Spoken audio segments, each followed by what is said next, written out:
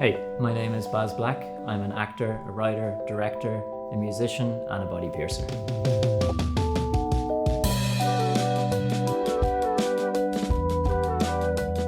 So originally from just outside the town of Drogheda. My family moved out to the country when I was about 5 years old. I got my first tattoo when I was 17. I got my first piercing when I was about 14. If I had my way and they would have done it younger for a tattoo, I would have gotten it. But even back then, I was sensible enough to seek out the best place in Dublin. There was a few shops around my area, but they were not good. So I waited as long as I could and, try to pick the best studio. And then I got it when I was 17, and it was a dragon from my martial arts of jiu-jitsu. That was my first tattoo I got.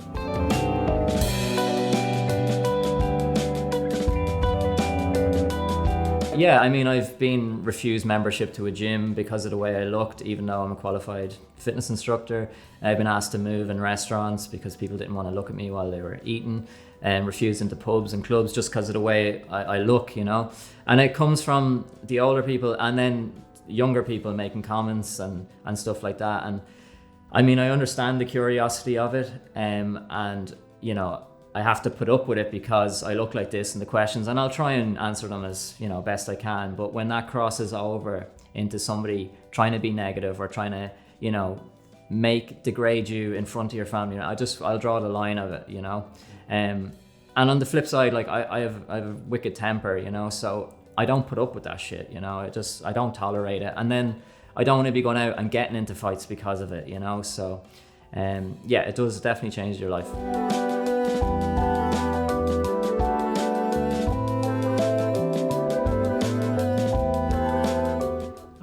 It's hard to say.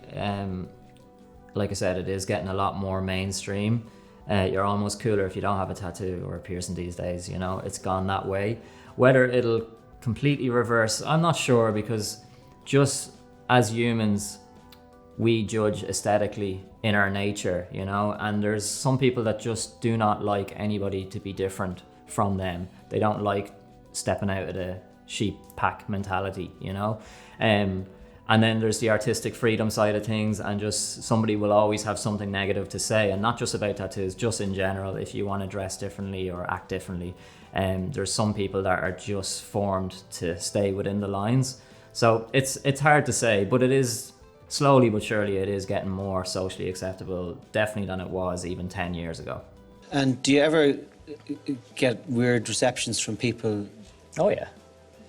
It's a stupid question. Do you ever? Like, when do you not? Yeah, exactly, yeah. It completely changes your life, I just find myself in a position that I am like the unofficial spokesperson of the tattoo industry in Ireland, So any of these shows, I kind of get called in, and I do feel it's my job to try and defend, people's rights to do whatever they want to their body.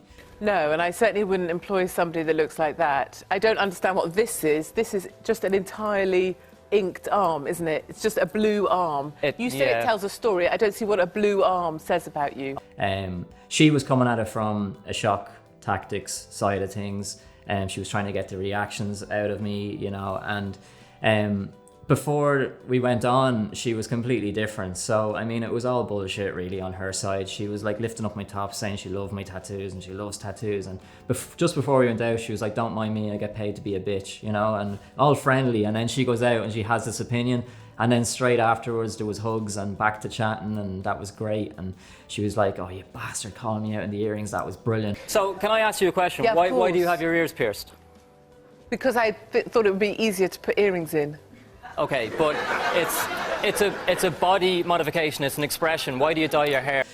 On her side, it was a complete act. And it's so hard in a live situation like that to try and get your point across, not to come across as aggressive, because that's what they want you to do. They want you to live up to the stereotype, and they want you to be uneducated, and they, to try and level with their opinions. And if you can kind of hold a conversation and get your valid points across, But that video, it brings the most amount of hate into my life to this day.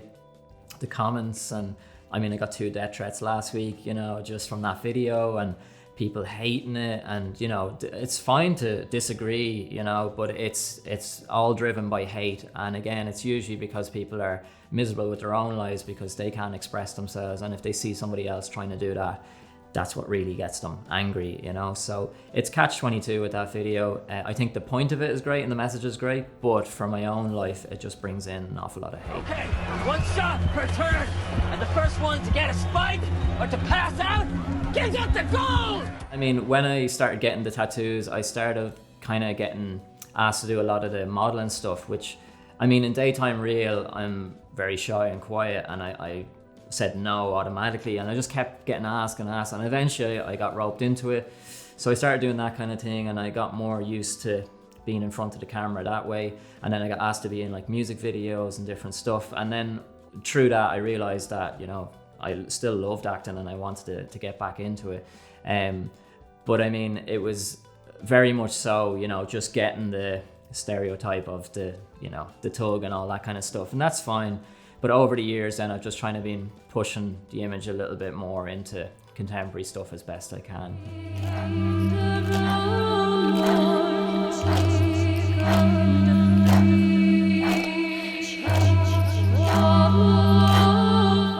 Mero, it was brilliant, you know, winning the award, and it's just really starting on its film festival circuit from next month.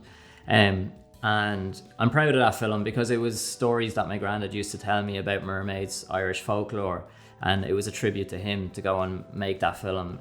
So I'm really, really proud of it. I'm glad how it turned out. I mean, as regards young filmmakers, they're so lucky in this day and age that it's so readily available. I mean, you can literally go out with your iPhone and shoot movies these days, you know? And it's basically, I would just say, you know, gathering a group of your friends are all willing to put something together, and it's trial and error, make as much as you possibly can. It doesn't mean that you go out and make it and then try and sell it or put it into film festivals. Just make it for yourself, for your friends and your family. And then as you progress, a year later, 2 years later, you look back on it and you learn from your mistakes. But I think the opportunities that we didn't have when we were younger for the availability, I mean, making a movie back when we were young was like Hollywood, you know, you would never dream of making it yourself. So yeah, I think they're in a good position now. Just get writing and get shooting.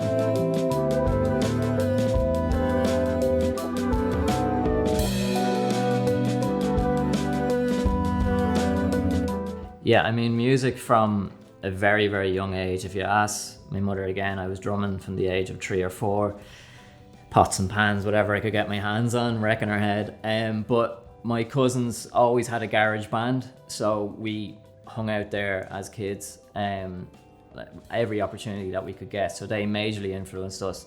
But I mean, my cousin's band used to play Metallica covers and Pantera, but they used to tell us that it was their songs. And then years later, we'd hear Metallica songs like, hey, they're ripping off my cousin's band, you know. But yeah, hanging out there is definitely where I got the bug. And then, I mean, I got my first proper drum kit when I was about 9, I think. And I've kind of just always been in bands.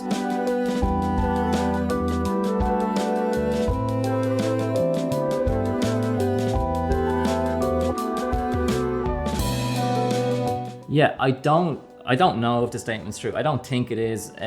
I mean, it was a label that was put onto me. I didn't label myself. And I've had people attacking me going, how dare you claim that? And it's like, I didn't claim it. You know, it was like, it's in the Sun newspaper or whatever they were printing. So yeah, I think there is people more tattooed than me. I mean, you know, those kind of things, everybody likes to kind of put a label onto you and kind of define you. And for a few years, I kind of, you know, went along with that. But again, just in my later years, I kind of realized that you can't really be defined. And to be making statements like that, it's defining you before you, you know. It's like, that's him. He's the most tattooed man in Ireland. When there's loads more that goes into a person's personality, obviously, you know. So it's not something that really bugs me, but it's just something that I've kind of tried to move away from as regards, you know, the acting and the directing and all that side of it, just to get away from talking about that first.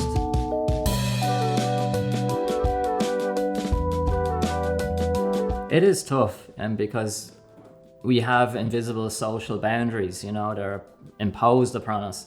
And it's hard to break that mold. You know, if you're told something for all your life, it's so scary to go against the grain in anything, you know, and whether that's to do with your sexuality or to do with, you know, how you dress or anything, it's really a scary thing to do. The video I did a few years ago where I completely covered my tattoos and makeup, that was like a statement that basically the video follows an office worker and I have all my tattoos completely covered, I'm wearing a wig, and I'm miserable at work. My boss has been dickhead, my co-workers are being nasty, and I'm just completely miserable with my life. And then when it follows me home and I slowly remove the makeup and I transform into myself and then I go and play a gig with my band, it's just basically showing that a lot of people suffer being unhappy to try and fit in with the mold, and then you can be happy if you just break out of the mold and just think, well, you know, I roughly have 80 years on this planet and I'm going to go through my whole life, and on my 79th year I'm going to realize that I did everything to make other people happy, or I was afraid of their opinions. Then that's just, in my opinion, it's just a wasted life if you're not being true to yourself.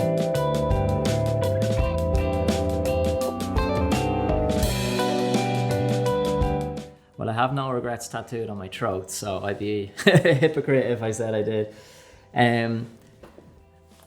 No, I mean, regrets, no. The makeup video was great because so many people say to you, oh, what's going to be like when you're 80 with all your tattoos, or do you regret them, or, you know. And I always defensively was like, no, live for today, whatever. But at the back of your mind, you do always ask yourself, what would I be like without them? Would life be easier? How would I look? So when I covered them completely with the makeup, when I looked in the mirror, it was like a stranger looking back at me. Like, it honestly was like, and I couldn't wait to get the makeup off. And that was just so reassuring that I wasn't like, oh shit, I prefer them without the makeup. I just didn't feel like myself. It was the strangest thing.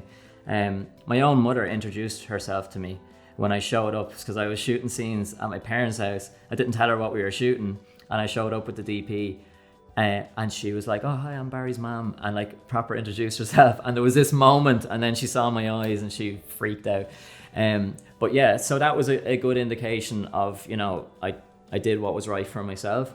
I mean, like, nobody can go through life saying, oh, I don't regret anything. Of course, there's those kind of things, but I always just try and look to the future. What's done is done, and you learn so much from your past. And it's such a cliche, but like, I'm 37 now, and there's so much I've learned even in the last 7 years on my journey, and you just have to keep pushing and keep learning and just try and get the best life that you can out of it. Brilliant. Thank you. Sweet. That was fast. Sweet.